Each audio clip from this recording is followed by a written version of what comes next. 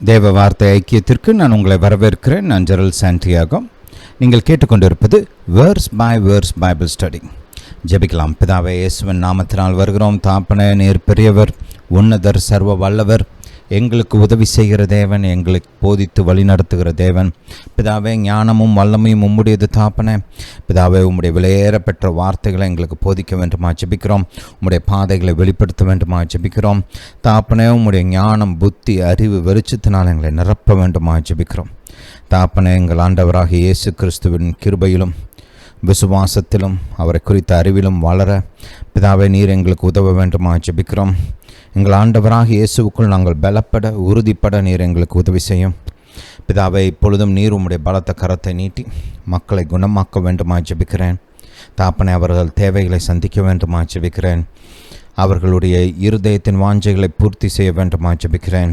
தாப்பனே, ஆறுதல் உண்டாகட்டும், சமாதானம் உண்டாகட்டும், ஆவி ஆத்மா சரீரத்தில் பலன் உண்டாகட்டும். தாப்பனே, பிதாவே, முன்னேறுவதற்கான பலன், மேற்கொள்வதற்கான பலன், ஜெயிப்பதற்கான பலன் உண்டாகட்டும். பிதாவை, நீங்கள் அப்படியே செய்கிறபடியால் ஸ்தோத்திரம். தாப்பனே, உம்முடைய வழி நடத்துதல், உம்முடைய ஞானம் உம்முடைய மக்களுக்கு வெளிப்படட்டும். தாப்பனே, பிதாவை, நீங்கள் அப்படியே செய்கிறபடியால் ஸ்தோத்திரம். பிதாவே, இந்த காலத்திற்கு எங்களுக்கு தேவையான சரியான வார்த்தைகளை கொடுக்க வேண்டுமா ஜெபிக்கிறோம். எங்கள் வாழ்க்கைக்கு தேவையான பதில்களை வெளிப்படுத்த வேண்டுமா ஜெபிக்கிறோம். பிதாவே, நீர் அப்படியே செய்கிறபடியால் ஸ்தோத்திரம். இயேசுவின் நாமத்தினால் பிதாவே, ஆமென். ஹல்லேலூயா, ஹல்லேலூயா டு ஜீசஸ். நம்முடைய கர்த்தர் நல்லவர்.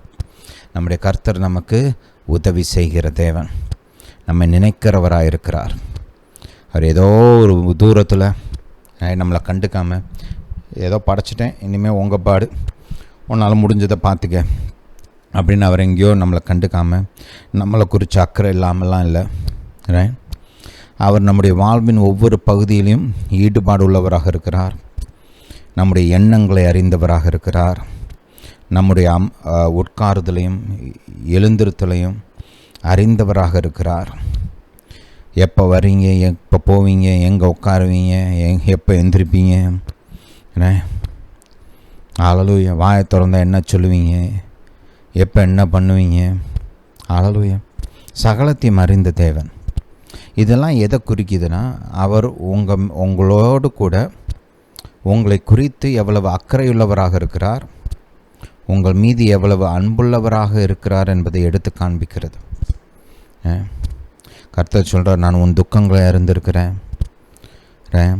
உன் வேதனையை அறிந்திருக்கிறேன், உன் குரலை நான் கேட்குறேன். அதுதான் உண்மை, அதுதான் சத்தியம். கர்த்தர் சொல்கிறதாங்க சத்தியம். அதுதான் கர்த்தரை குறித்த சரியான அறிவு.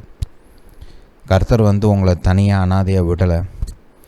பரிசுத்த ஆவியானவரை உங்களுக்குள்ளே அனுப்பி, பரிசுத்த ஆவியானவர் உங்களுக்குள்ளேயே வாசம் செய்கிறார். எதுக்கு? நீங்கள் எப்படி பாடுபடுறீங்கன்னு வேடிக்கை பார்க்குறதுக்கா? இல்லை, இப்போ இவன் எப்போ ஏதாவது ஒரு குற்றம் செய்வான், இவனை எப்படி வறுத்தெடுக்கலாம் அப்படின்னு எதிர்பார்த்து காத்து கொண்டு இருக்கிறாரா? கிடையாது. பாரு, உங்களை வழி நடத்துவதற்கு, உங்களுக்கு போதிப்பதற்கு, உங்களை பலப்படுத்துவதற்கு, உங்களுக்கு ஆறுதல் கொடுப்பதற்கு, கர்த்தருடைய பாதையில் நடத்துவதற்கு, கர்த்தருடைய மகிமையான ஆசீர்வாதங்களுக்குள்ளே உங்களை நடத்தி செல்வதற்கு, கர்த்தர் உங்களுக்காக உருவாக்கி வைத்திருக்கிற மகிமையான எதிர்காலத்திற்குள் உங்களை நடத்தி செல்வதற்கு. இதெல்லாம் சிந்திக்கணும், இதை குறிச்செல்லாம் யோசிக்கணும். இப்படிப்பட்ட எண்ணங்கள் உங்கள் மனசில் நிரம்பிச்சுன்னா டிப்ரெஷன்லாம் வராது. மனபாரம்லாம் அகன்று போயிடும். வாழ்க்கையில் ஒரு நம்பிக்கை இருக்கும். அடுத்த நாளை குறித்த ஒரு எதிர்பார்ப்பு இருக்கும். ஒரு சிலருடைய வாழ்க்கை எப்படின்னா, விடிஞ்சால் எப்போ அடையும், அடைஞ்சால் எப்போ விடியும். அந்த மாதிரி ஒரு வாழ்க்கையில் வாழ்ந்துட்டுருக்குறாங்க. ஆனால் கர்த்தரை குறித்த அந்த சரியான அறிவை நீங்கள் பெற்றுக்கொண்டீங்கன்னா, அவருடைய அன்பை குறித்து அறிந்து கொண்டீங்கன்னா, வாழ்க்கையை சந்தோஷமாக வாழலாம், வாழ்க்கையில் ஜெயிக்கலாம், முன்னேறலாம், கர்த்தருடைய மகிமையான எதிர்காலத்துக்குள்ளே நீங்கள் அடி எடுத்து வைக்கலாம். ஹல்லேலூயா, ஹல்லேலூயா டு ஜீசஸ். அதுக்கு தான் இந்த போதனை எல்லாம்.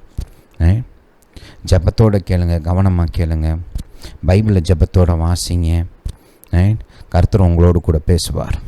ஹல்லேலூயா, ஹல்லேலூயா டு ஜீசஸ். சரி, வாசிப்போம். கலாத்தியருக்கு எழுதின நிருபம்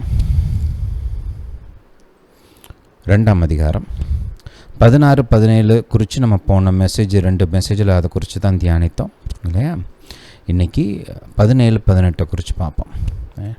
17ஆம் வசனம் 2 கலாத்தியர் 2:17 வாசிப்போம். ஹல்லேலூயா டு ஜீசஸ்.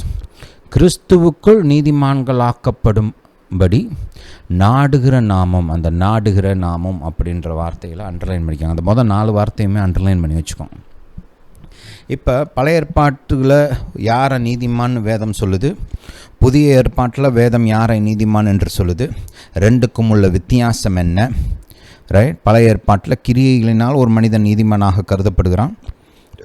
புதிய ஏற்பாட்டில் இயேசு மீது வைத்த விசுவாசத்தினால் ஒரு மனிதன் நீதிமான் என்று கருதப்படுகிறான். இது குறித்துலாம் நம்ம நல்லா டீட்டெயில்டாகவே பார்த்தோம். ரைட்.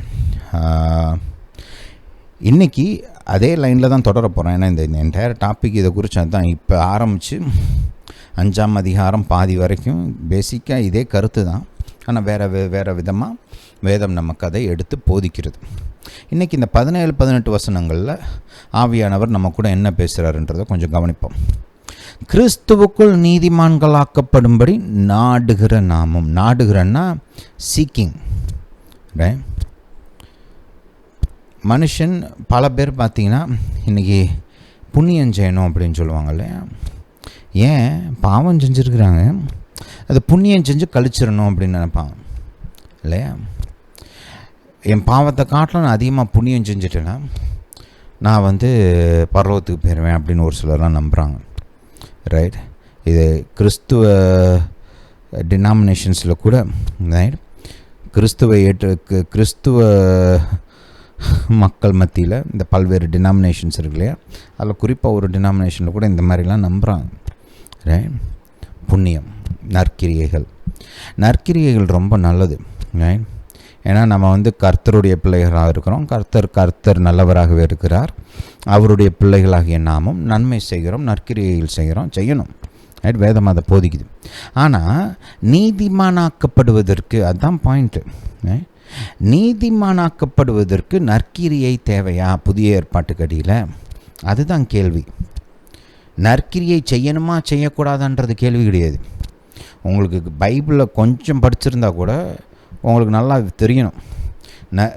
தேவனை தேடுகிற மக்கள், தேவனை பின்பற்றுகிற மக்கள் நன்மை செய்யணும், நற்கிரியைகள் செய்யணும், நல்லது செய்யணும். இதெல்லாம் கொஞ்சம் பைபிள் படிச்சிருந்தா கூட எல்லாருக்குமே வழங்கும். ஏன்னா கர்த்தர் அதை எதிர்பார்க்கிறார். பழைய ஏற்பாட்டில் ஆரம்பித்து புதிய ஏற்பாட்டில் ஆரம்பித்து எல்லாம் நற்கிரியைகள் செய்கிறது குறித்து வேதம் நமக்கு போதிக்குது. அதனால் கேள்வி இங்கே நற்கிரியை செய்யணுமா செய்யக்கூடாதான்றது கிடையாது. ரைட். பரிசுத்தமாக வாழணுமா வாழக்கூடாதான்றது கிடையாது. உங்களுக்கு கர்த்தரை குறித்து கொஞ்சம் அறிவாவது இருந்துச்சுன்னா அவர் பரிசுத்தர், அதனால் நாமும் பரிசுத்தமாக வாழ வேண்டும் என்பது தெளிவாக தெரிஞ்சிருக்கணும்.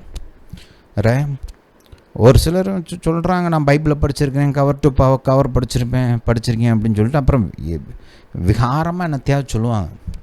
கேட்டால் இப்போ பைபிளை படிச்சுன்னுவாங்க. ஆனால் கொஞ்சம் பைபிளை நீங்கள் படிச்சிருந்தா கூட உங்களுக்கு ஒரு காரியம் தெரியணும். கர்த்தர் வெளிச்சமாகவே இருக்கிறார், பரிசுத்தராக இருக்கிறார், கர்த்தர் நீதிபரராக இருக்கிறார். அப்போ அவரை பின்பற்றுகிற மக்கள் எப்படி இருக்கணும்? ரைட். நல்லது தானே செய்யணும், நன்மை தானே செய்யணும், வெளிச்சத்தில் தானே நடக்கணும்.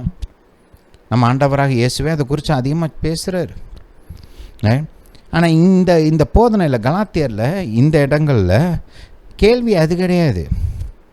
நீங்கள் வெளிச்சத்தில் நடக்கணுமா நடக்கக்கூடாதுன்றது கேள்வி கிடையாது. இங்கே நீங்கள் பரிசுத்தராக வாழணுமா வாழக்கூடாதான்றது கேள்வி கிடையாது. இங்கே நீங்கள் நன்மை செய்யணுமா செய்யக்கூடாதான்றது கேள்வியே கிடையாது. இங்கே நீங்கள் நீதிமானாகும்படி எந்த விதத்தில் நீதிமானாகணும் நீங்கள் நாடுறீங்க? கிரியையின் மூலமாக நீதிமானாக வேண்டும் என்று நாடுகிறீர்களா, அல்லது கிறிஸ்துவுக்குள்ளாக நீதிமானாக வேண்டும் என்று நாடுகிறீர்களா? அதுதான் கேள்வி. அதை குறித்து தான் இங்கே பேசுகிறார். இங்கே வேதம் நம்ம இந்த கடந்த 2-3 வாரமாக என்ன பார்த்துட்ருக்குறோம்?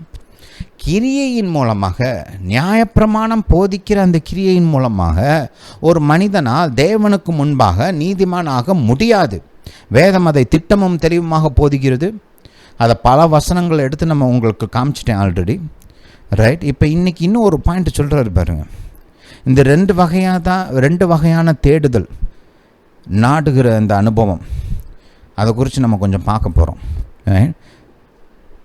மறுபடியும் அந்த அந்த அந்த வசனத்தை வாசிப்போம். கிறிஸ்துவுக்குள் நீதிமான்கள் ஆக்கப்படும்படி நாடுகிற நாமும் பாவிகளாக காணப்படுவோமானால் கிறிஸ்து பாவத்திற்கு காரணரோ அல்லவே. நிறைய பாயிண்ட் இருக்குது. அந்த முதல் பகுதியை கொஞ்சம் பார்ப்போம். கிறிஸ்துவுக்குள் நீதிமான்கள் ஆக்கப்படும்படி நாடுகிற நாமும். ஹல்லேலூயா டு ஜீசஸ். ரோமருக்கு போங்க. ரோமர், நீங்கள் இந்த நீதின்ற சப்ஜெக்டை நல்லா புரிஞ்சுக்கணும்னா ரோமர் கலாத்தியர் ரெண்டையும் சேர்த்து வாசிச்சிங்கன்னா நல்லா விளங்கும். கலாத்தியரில் ஒரு ஸ்டேட்மெண்ட் இருந்துச்சுன்னா அது அதே இது காரியம் ரோமரில் ஒரு 2 பேராகிராஃபு, சில சமயம் ஒரு சாப்டர் முழுசாக அந்த காரியத்தை குறித்து போதிச்சிருப்பார். ஹல்லேலூயா, நல்லா விவரமாக. அதனால் இது ரெண்டையும் சேர்த்து வாசிச்சிங்கன்னா கொஞ்சம் உங்களுக்கு நல்லாயிருக்கும். இங்கே ரோமரில் நம்ம பல காரியங்களை பார்த்தோம் இல்லையா, நீதியை குறித்து. இன்றைக்கி இன்னும் ஒரு காரியத்தை குறித்து பார்ப்போம். 1ஆம் வசனத்திலிருந்து வாசிப்போம். ஹல்லேலூயா டு ஜீசஸ். 1 வசனத்திலிருந்தே வாசிப்போம். சகோதரரே, இஸ்ரவேலர் ரட்சிக்கப்பட வேண்டும் என்பதே என் இருதயத்தின் விருப்பமும் நான் தேவனை நோக்கி செய்யும் விண்ணப்பமாக இருக்கிறது. தேவனை பற்றி அவர்களுக்கு வைராக்கியம் உண்டென்று அவர்களை குறித்து சாட்சி சொல்லுகிறேன். ஆகிலும் அது அறிவுக்கேற்ற வைராக்கியம் அல்ல. ஹல்லேலூயா. ஏன் அப்படி சொல்கிறாரு? ஏன் அவங்களுக்கு அறிவு வைராக்கியம் இருக்குது ஆனால் சரியான அறிவு இல்லை அப்படின்னு ஏன் சொல்கிறாருங்க? எதை குறித்து சொல்கிறாரு? நியாயப்பிரமாணத்தை பெற்ற மக்கள், அவங்க தேவனுடைய வெளிச்சத்தை பெற்ற மக்கள். கர்த்தர் தன்னுடைய விருப்பங்களையும் சித்தத்தை குறித்தும் அவங்களுக்கு போதித்து அவங்களுக்கு நிறைய வெளிச்சத்தை கொடுத்துருக்கிறாரு. அப்புறம் ஏன் இங்கே அறிவிக்கேற்ற வைராக்கியம் அல்ல அப்படின்னு சொல்கிறாரு? ஆப்வியஸ்லி மொத்தமாக எல்லா காரியத்திலும் அவங்களுக்கு கர்த்தரை குறித்து அறிவில்லைன்னு அவர் சொல்லலை. இட்ஸ் செல்ஃப் எக்ஸ்பிளனேட்ரி இல்லையா? நம்மளுக்கே தெரியுது, ஏன்னா அவங்களுக்கு கர்த்தரை குறித்து நிறைய தெரியும். இங்கே அவர் குறிப்பாக ஒரு காரியத்தை குறித்து அறிவிக்கேற்ற வைராக்கியம் அல்ல அப்படின்னு சொல்கிறார். ஒரு பர்டிகுலர் பாயிண்ட்டை குறித்து இங்கே சொல்கிறார். என்ன பாயிண்ட் அது? 3ஆம் வசனம். எப்படி என்றால் அவர்கள் தேவ நீதியை அறியாமல், சொல்லுங்கள், தேவ நீதியை அறியாமல், அதாவது தேவனால் கொடுக்கப்படுகிற நீதி, தேவனால் உண்டாகிற நீதி, என்னுடைய முயற்சினால் உண்டாகிற நீதியில் தேவ நீதின்னு சொல்லும்போது இது நியாய தீர்ப்பை குறித்து பேசலை. ரெண்டுக்கும் வித்தியாசம் இருக்குது, புரிஞ்சுக்கணும். ரைட்? தேவ நீதி அப்படின்னு சொல்லும்போது தேவனால் உண்டாகிற நீதி, தேவனால் கொடுக்கப்படுகிற நீதி, ஈவாக கொடுக்கப்படுகிற நீதி. ரைட்? எப்படி என்றால் அவர்கள் தேவ நீதியை அறியாமல் தங்கள் சுய நீதியை நிலைநிறுத்த தேடுகிறபடியால். பாருங்க, அவங்க என்னுடைய கிரியையினால் நான் நீதிமான், அதில் தான் ஃபோர்ஸாக இருக்கிறாங்க. அது இயேசு வர வரைக்கும் ஓகே, ரைட்? ஏன்னா அப்போ அதுதான் இருந்துச்சு பழைய ஏற்பாட்டில். இந்த நியாயப்பிரமாணத்தை செய்கிறவன் அதனால் பிழைப்பான். ஒரு மனிதன் கர்த்தரை அவருடைய வார்த்தையின்படி பின்பற்றும் போது அவனுடைய கிரியையினால் அவன் நீதிமான் என்று கருதப்பட்டான். இப்போ கர்த்தர் இயேசுவை அனுப்பிச்சிட்டார்ல, தன்னுடைய நீதியை வெளிப்படுத்தி இருக்கிறார்ல. இப்போ அவர் வெளிப்படுத்தினதுக்கப்புறம் இன்னும் நான் அதையே பிடிச்சிட்டு தெரியக்கூடாது. ரெண்டாவது, பழைய ஏற்பாட்டு மக்களுடைய அனுபவம் என்ன, அதை குறித்து நம்ம போன மெசேஜில் பார்த்தோம் இல்லையா? அவங்க என்ன தான் வைராக்கியமாக இருந்தாலும், எவ்வளவுதான் கர்த்தரை பின்பற்ற முழு மனத்தோடு ஆத்மாவோடு ட்ரையெல்லாம் பண்ணாலும், அந்த மாம்ச பலவீனத்தினால, அவங்களுக்குள்ளே இருந்த அந்த பாவ சுபாவத்தினால அவங்களால முழுமையாக கர்த்தருடைய வெளிச்சத்தை கடைபிடிக்க முடியலை. எல்லா பரிசுத்தவான்களும் தவறினார்கள் என்று பார்த்தோம் இல்லையா? அதனால் இந்த சுயநீதி மூலமாக எந்த மனுஷனும் தேவ நீதியை, அதாவது அந்த நீதிமான் என்ற அந்த அந்த ஸ்தானத்தை அடைய முடியாது. பூர்ணம்லாம் அடைய முடியாது. பர்ஃபெக்டாக கடைப்பிடிக்கிறேன்னு ட்ரை பண்ணால் முடியாது. யாருமே செஞ்சது கிடையாது. புரியுதா? திரும்ப வாசிப்போம் 3ஆம் வசனம். எப்படி என்றால் அவர்கள் தேவ நீதியை அறியாமல். பழைய மோசே இதை குறித்து பேசுகிறாரு, தேவனால் உண்டாகிற அந்த நீதியை குறித்து அவர் பேசுகிறாரு, தீர்க்கதரிசிகள் பேசுகிறாங்க, சங்கீதங்கள் எழுதப்பட்டிருக்குது. ஆனால் அதை குறித்த வெளிச்சம் அவங்களுக்கு இல்லை. எப்படி ஆண்டவராக இயேசு சிலுவையில் அறையப்படணும், அவர் மீட்பை உண்டு பண்ணுவார், அவர் மூலமாக மக்களுக்கு ரட்சிப்பு உண்டாகும் அப்படின்றத இன்னும் அநேக யூத மக்கள் அறியாமல் இருக்கிறாங்க. அவர் வாழ்ந்த காலத்துலேயும் அநேக மக்கள் அறியாமல் இருந்தார்கள் இல்லையா? அதே போல் இந்த தேவ நீதியை குறித்தும் யூதர்களாக இருக்கிற நியாயப்பிரமாணத்தை பெற்ற மக்களே இந்த தேவ நீதியை குறித்து அறியாமல் இருந்தார்கள். அதுக்கு பதிலாக என்ன செஞ்சாங்க? தங்கள் சுயநீதியை நிலைநிறுத்த தேடுகிறபடியால். ரெண்டுக்கும் கான்ட்ராஸ்ட் பாருங்கள். கிறிஸ்துவுக்குள் நீதிமானாக்கப்பட நாடுகிற ஒரு கூட்டம், தங்களுடைய சுயநீதியை நிலைநிறுத்த தேடுகிற ஒரு கூட்டம். ரெண்டு கூட்டம் இருக்குது. இயேசுவை விசுவாசித்து ரட்சிக்கப்பட்ட நாம் இயேசு கிறிஸ்துவின் மூலமாக நீதிமானாக்கப்பட நாடுகிற கூட்டம். இன்னும் பழைய ஏற்பாட்டுக்கு அடியில் இருக்கிறவங்க இந்த சுயநீதியை நிலைநிறுத்த தேடுகிற கூட்டம்.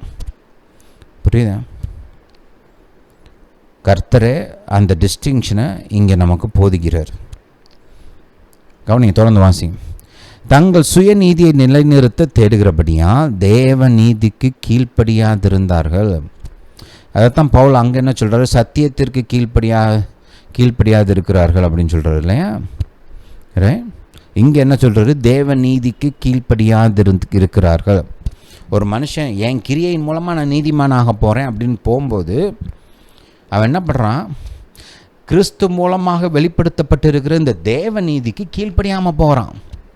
கர்த்தர் சொல்கிறார், நான் இயேசுவின் மூலமாக, அவர் இரத்தத்தின் மூலமாக, அவர் உண்டு பண்ணின மீட்பின் மூலமாக, இலவசமாக கிருபையின் மூலமாக உனக்கு நான் நீதியை கொடுக்குறேன் அப்படின்னு சொல்லும்போது இவன் நான் இல்லை நான் என்னுடைய கிரியைகளின் மூலமாக நான் நீதிமன் ஆகிக்கிறேன், எனக்கு அது வேண்டாம். வாயை திறந்து சொல்ல மாட்டாங்க எனக்கு அது வேண்டாம் அப்படின்னு. ஆனால் அவங்க பேச்சு, அவங்க நடக்க, அவங்க வாழ்க்கையெல்லாம் பார்த்தீங்கன்னா எப்படி என்ன பண்ணுறாங்க? என் சுயநீதியின் மூலமாக நான் நீதிமான்.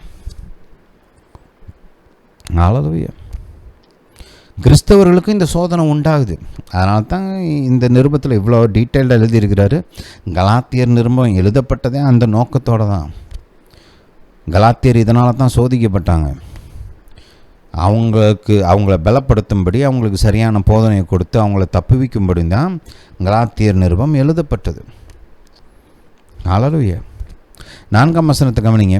விசுவாசிக்கிற எவனுக்கும், சொல்லுங்கள், விசுவாசிக்கிற, இயேசுவை விசுவாசிக்கிற எவனுக்கும் நீதி உண்டாகும்படியாக கிறிஸ்து நியாயப்பிரமாணத்தின் முடிவாக இருக்கிறார். இதை நம்ம கொஞ்சம் டைம் எடுத்து புரிஞ்சுக்கணும். இங்கே நியாயப்பிரமாணத்தின் முடிவாக இருக்கிறார் அந்த ஸ்டேட்மெண்ட்டை பார்த்துட்டு ஒரு சிலர் அப்போ நம்ம இனிமேல் நம்மளுக்கு பழைய ஏற்பாடு தேவையில்லை, old testament is not necessary அப்படின்ற மாதிரி ஒரு இதுக்கு போயிடுவாங்க. அதெல்லாம் படிக்காதீங்க, அதுக்கெல்லாம் முக்கியத்துவம் கொடுக்காதீங்க, அதில் இருக்க போதனைக்கெல்லாம் அவ்வளோ கவனம் கொடுக்காதீங்க, அந்த மாதிரி போயிடுவாங்க. அதை அறிவினோம். அது ஆக்சுவலி ராங், தப்பு. தயவு செஞ்சு அந்த மாதிரி ஒரு முடிவெல்லாம் நீங்கள் எடுக்காதீங்க. ஆதி ஆகமத்திலிருந்து மல்கியா புஸ்தகம் வரைக்கும் நம்மளுக்கு ரொம்ப அவசியம். உங்களுக்கு பழைய ஏற்பாடு புரிஞ்சால் தான் புதிய ஏற்பாடு புரியும். நான் பல முறை சொல்லியிருக்கிறேன். பவுல் அப்போஸ்தலன் பேதுருலாம் பழைய ஏற்பாடு தான் டெக்ஸ்ட்டாக வச்சு மக்களுக்கு போதிச்சாங்க. புரியுதா? அவங்க போதிக்கிறப்பெல்லாம் புதிய ஏற்பாடு கிடையாது. அவங்க பழைய ஏற்பாடு வசனங்களை தான் அவங்க வாசித்தாங்க, அதைத்தான் அவங்க தியானித்தாங்க. ரைட்? அதை எடுத்து தான் மக்களுக்கு தேவனுடைய ரட்சிப்பு, இயேசு கிறிஸ்துவை குறித்து போதனை, ரைட், எல்லாத்தையுமே பழைய ஏற்பாட்டு வசனங்கள்லேருந்து எடுத்து தான் அவங்களாம் போதிச்சாங்க. புரியுதா? அவங்களாம் நீங்கள் இப்போ பைபிளில் நிறைய இடத்துல ஸ்கிரிப்சர் அப்படின்னு சொல்லும்போது அவங்க பழைய ஏற்பாட்டை குறித்து தான் பேசுகிறாங்க. பழைய ஏற்பாட்டு மேலே நம்மளுக்கு மிகுந்த பயபக்தி இருக்கணும். அது தேவனுடைய வார்த்தை, அவருடைய ஞானம், அவருடைய வெளிச்சம், அதை அசட்டை பண்ண கூடவே கூடாது. Hallelujah. Hallelujah to Jesus. Right? அப்போது நியாயப்பிரமாணத்தின் முடிவாக இருக்கிறார் அப்படின்னா எதை குறித்து பேசுகிறாரு? நம்ம ஏற்கனவே சொன்ன மாதிரி அவர் ஒரு பர்டிகுலர் பாயிண்ட்டை தான் சொல்கிறாரு. இங்கே நியாயப்பிரமாணம் மொத்தமும் வேண்டான்னு சொல்லலை. அவர் இந்த ஒரு மனுஷன் நீதிமானாக்கப்படுவதற்கு நியாயப்பிரமாணத்தின் கிரியை தேவையில்லை, கிறிஸ்து அவர் மீது விசுவாசம் அதுதான் தேவைன்றது தான் சொல்கிறார். அந்த அர்த்தத்தில் தான் சொல்கிறாரு, விசுவாசிக்கிற, அதாவது இயேசுவை விசுவாசிக்கிற எவனுக்கும் நீதி உண்டாவதற்கு நியாயப்பிரமாணம் இல்லை, கிறிஸ்து தான் தேவை. புரியுதா? ஒரு மனுஷன் ரட்சிக்கப்படுறான்னா அவனுக்கு பழைய ஏற்பாடு தெரியாமலே இருந்திருந்தாலும் கூட அவன் இயேசுவை விசுவாசிக்கிறான், இயேசுவை நம்பி இருக்கிறான், அதனால் அவன் நீதிமான். அவன் நியாயப்பிரமாணம்னா என்னன்னே தெரியாமல் இருந்திருந்தாலும் கூட, பழைய ஏற்பாடுன்னு ஒன்று இருக்குது அப்படின்னே தெரியாமல் இருந்திருந்தா கூட அவன் இயேசுவை விசுவாசித்து அவன் ரட்சிக்கப்பட்டவனாக இருந்தால் அவன் இயேசுவின் மூலமாக நீதிமான். புரியுதா? ஹல்லேலூயா. இந்த ஒரு பாயிண்டில் தான் அவர் சொல்கிறாரு, கிறிஸ்து நியாயப்பிரமாணத்தின் முடிவாக இருக்கிறார். ஒரு மனுஷன் நீதிமானாவதற்கு கிறிஸ்து தான் இப்போ தேவை, நியாயப்பிரமாணம் இல்லை. ஏன்னா நம்ம ஆல்ரெடி திரும்ப திரும்ப திரும்ப திரும்ப பார்த்தாச்சு, நியாயப்பிரமாணத்தின் கிரியையின் மூலமாக எந்த மனுஷனும் நீதிமான் ஆக முடியாது, ஆக முடியாது. அதனால தான் கர்த்தர் இயேசுவை அனுப்புனாருங்க. ஒரு மனுஷன் நியாயப்பிரமாணமே இல்லை, ஒரு மனுஷன் நியாயப்பிரமாணத்தின் மூலமாக தேவனுடைய பார்வையில் நீதிமானாக்கப்பட முடியும் அப்படின்னா இயேசு எதுக்கு பூமிக்கு வந்தார்? இயேசு எதுக்கு ரத்தத்தை சிந்தினார்? இயேசு எதுக்கு நம்ம பாவத்தை ஏற்று அவர் பலியானார்? எதுக்கு? அதெல்லாம் நம்மளால் முடியாது அப்படின்றதுனால தான் அவர் அதெல்லாம் செஞ்சார். புரியுதா? நம்மளால் சொந்தமாக நீதிமான் ஆக முடியாதுன்றதுனால தான் அவருடைய நீதியை நமக்கு கொடுத்தாரு. நம்ம பாவத்தை அவர் சுமந்துட்டு அவருடைய நீதியை நமக்கு கொடுத்துருக்கிறார். நம்மளால் முடியும்னா அப்போ அவர் செஞ்ச அந்த கிரியையெல்லாம் வேஸ்ட் இல்லை. ரைட்? புரியுதா? கவனிங்க, நல்லா கவனிங்க. 2 கொரிந்தியர் போங்க. 2 கொரிந்தியர்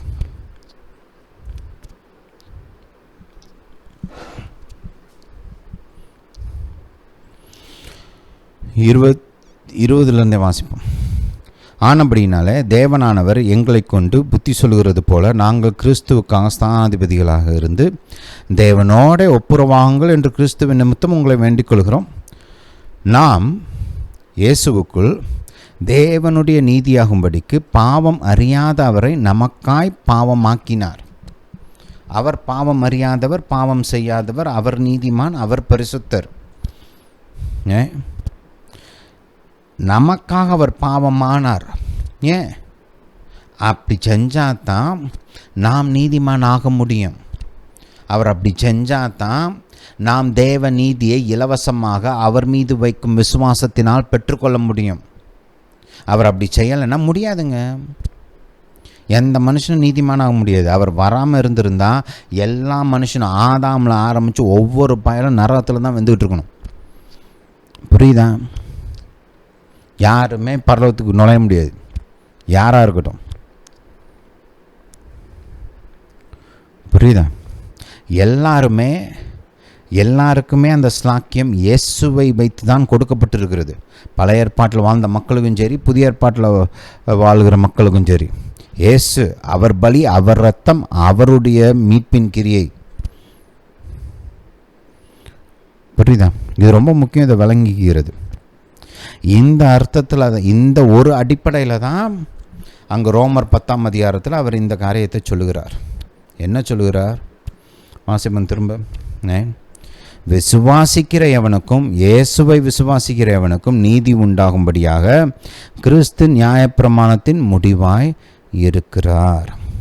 இந்த ஒரு காரியத்தில் என்ன நீதி உண்டாகணும்னா ஒரு மனுஷன் இயேசுவை விசுவாசிக்கணும். அது ஒன்று தான் குவாலிஃபிகேஷன், அது ஒன்று தான் க்ரைட்டீரியா. ஏன்னா மனுஷனால் சொந்தமாக அந்த நீதியை சம்பாதிக்க முடியாது. தொடர்ந்து கொஞ்சம் வாசிங்க. மோசே நியாயப்பிரமாணத்தினாலாகும் நீதியை குறித்து இவைகளை செய்கிற மனுஷன் இவைகளால் பிழைப்பான் என்று எழுதியிருக்கிறான். விசுவாசத்தினாலாகும் நீதியானது கிறிஸ்துவை இறங்கி வர பண்ணும்படி பரலோகத்துக்கு ஏறுகிறவன் யார்? 4:8 ஜீசஸ்.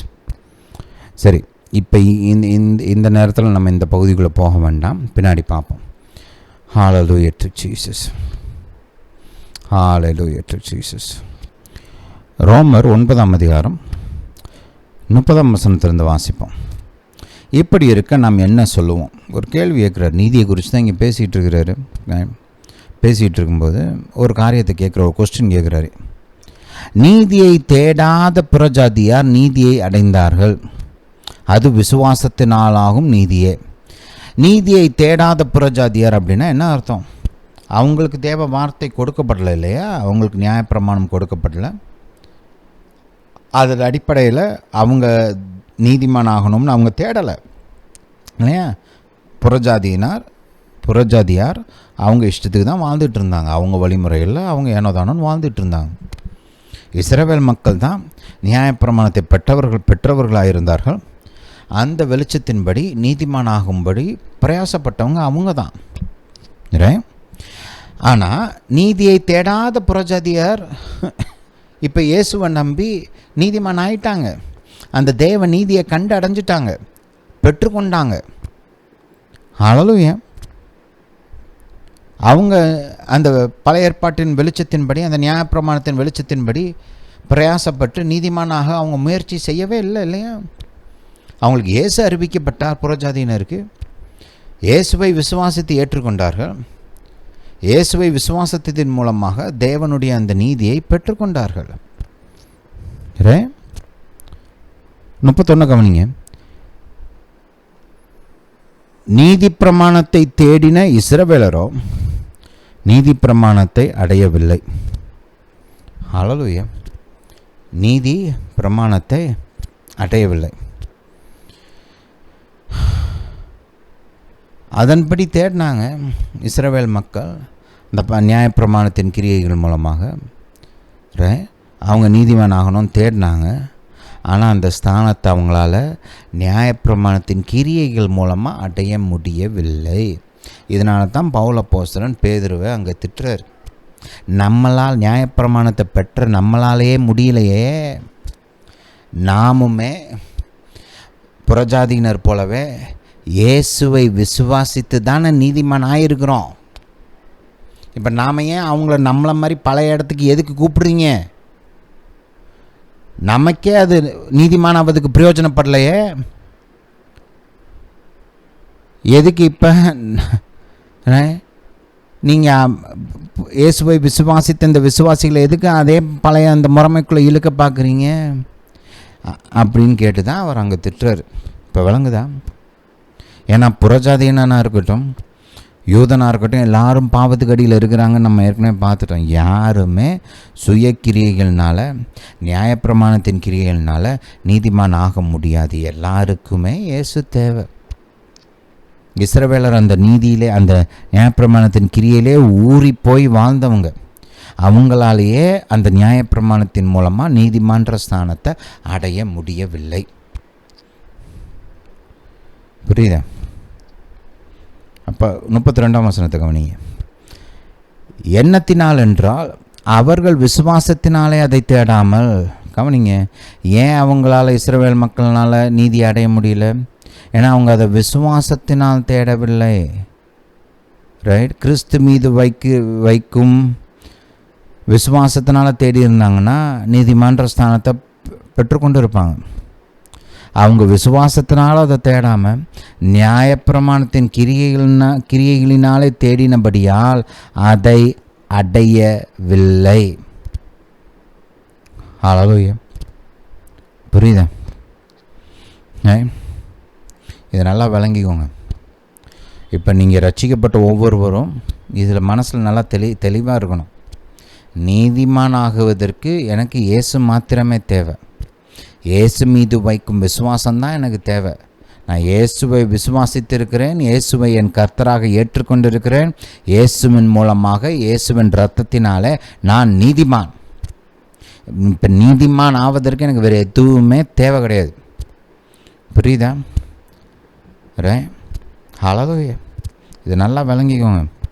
இதை புரிஞ்சுக்கிட்டு தான் உங்கள் கிறிஸ்துவ வாழ்க்கை ஒரு ஸ்டெடியான கிறிஸ்துவ வாழ்க்கையாக இருக்கும். ஹல்லேலூயா, ஹல்லேலூயா டு ஜீசஸ். ரட்சிக்கப்பட்ட விசுவாசி தேவனை பின்பற்றுகிறவனாக இருக்க வேண்டும். தேவனுடைய வெளிச்சத்தில் நடக்கிறவனாக இருக்கணும். அதெல்லாம் கர்த்தர் விரும்புகிறார். அது வேறு விஷயம். நீதிமான் என்ற ஸ்தானத்தை அடைவதற்கு அவனுக்கு ஒரே ஒரு காரியம் மட்டுமே தேவை. அவன் இயேசுவை விசுவாசிக்க வேண்டும், இயேசுவை ஏற்றுக்கொண்டவனாக இருக்க வேண்டும். அவ்வளோதான். புரியுதா? சிம்பிள். Don't complicate it. இதை ஏதோ பெரிய ஒரு புரியாத புதிர் மாதிரிலாம் மாற்றாதீங்க. வேதம் இதை சிம்பிளாக நமக்கு கொடுத்துருக்குது. கர்த்தர் நமக்கு இதை இலவசமாக ஈவாக கொடுத்துருக்கிறார். அவர் கொடுத்த விதமாகவே ஏற்றுக்கொண்டோம்னா எல்லாமே ஈஸியாக தான் இருக்கும். ஹல்லேலூயா. நம்மளாம் சொந்தம் ஏதாவது நம்ம சொந்த கற்பனைகள், நம்மளுடைய அனுபவங்கள், அது இதெல்லாம் உள்ளே திணிச்சோம்னா அது காம்ப்ளிகேட்டடாக மாறிடும். கர்த்தர் அது சிம்பிளாக தான் வச்சுருக்கிறார். புரியுதா? ஹல்லேலூயா, ஹல்லேலூயா டு ஜீசஸ். சரி, இந்த வசனங்களை எடுத்து நீங்கள் சொந்தமாக தியானிங்க. இது உங்களுக்குள்ளே இறங்கட்டும், நல்லா வேறுன்றட்டும். உங்களுக்குள்ள இயேசுவினால் நான் நீதிமான்ற அந்த சத்தியம் ஆழமாக பதிஞ்சிருச்சுன்னு வச்சுக்கோங்களேன். இப்போ நீங்கள் முன்னேறுவதற்கு ரெடி ஆகிட்டீங்க, கிறிஸ்துவுக்குள்ளே வளருவதற்கு ரெடி ஆகிட்டீங்க. இது ரொம்ப ஒரு ஃபவுண்டேஷனல் டீச்சிங். இது கிறிஸ்துவ போதனையில் இது ஒரு அஸ்திபாரமான போதனை, ரொம்ப முக்கியமான போதனை. ஹல்லேலூயா, ஹல்லேலூயா டு ஜீசஸ். சரி, மற்ற காரியங்களை அடுத்த மெசேஜில் பார்க்கலாம். இந்த போதனை கேட்டபடியால் நன்றி. கர்த்தர் உங்களை ஆசீர்வதிப்பாராக. நம்முடைய இயேசு ராஜா சீக்கிரம் வருகிறார்.